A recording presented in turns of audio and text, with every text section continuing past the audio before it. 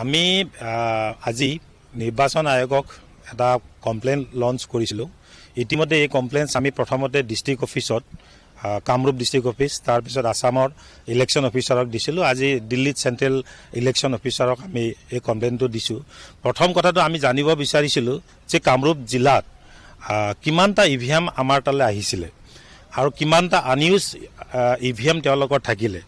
তো প্ৰথম অৱস্থাত তেওঁলোকে ইউজ হোৱা ইভিএম কেইটাৰ ডিটেইলছ আমাক দিছিলে, কিন্তু তাৰ পিছত তেওঁলোকে আমাক পৰৱৰ্তী পৰ্যায়ত কিমানকেইটা আনইউজ ইভিএম আছিলে তাৰ ডিটেইলছ আমাক নিদিলে।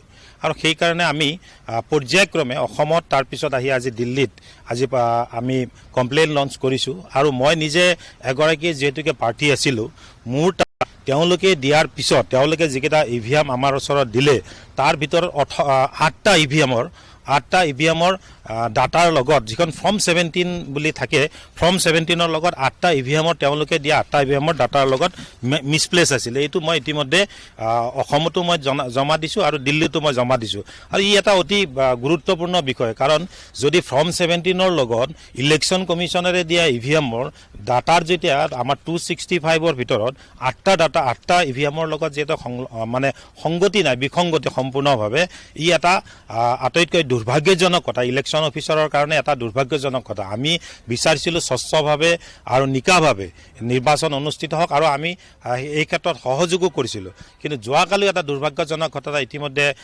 টিভি চেনেলতো প্ৰকাশ পাইছে যে ইলেকশ্যন অফিচৰ য'ত ইভিএম ষ্ট্ৰং ৰুমত ৰখা আছে তাত প্ৰায় 2 ঘণ্টা ধৰি আমাৰ ইভিএম যিটো কি কয় CCTV বিকল হৈ পৰি থাকিল। এইটো এটা দুৰ্ভাগ্যজনক ঘটনা। গতিকে আমি এই বিষয়ত এটা উচিত তদন্তৰ কাৰণে চেণ্ট্ৰেল ইলেকশ্যন অফিচাৰক ইতিমধ্যে আমি এখন মেমৰেণ্ডাম দিছোঁ।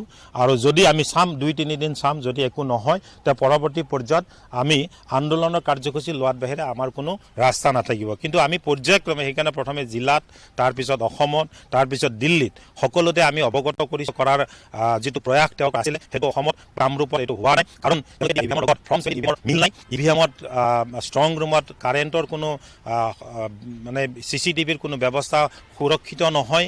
মানুহৰ অহা যোৱা এনি টাইম তাত জিলা অফিচত অহা যোৱা মিনিমাম চলি থাকে। গতিকে এই সম্পূৰ্ণভাৱে ব্যৱস্থা গ্ৰহণ কৰাৰ কাৰণে ইলেকশ্যন অফিচাৰক আমি দাবী জনাইছোঁ।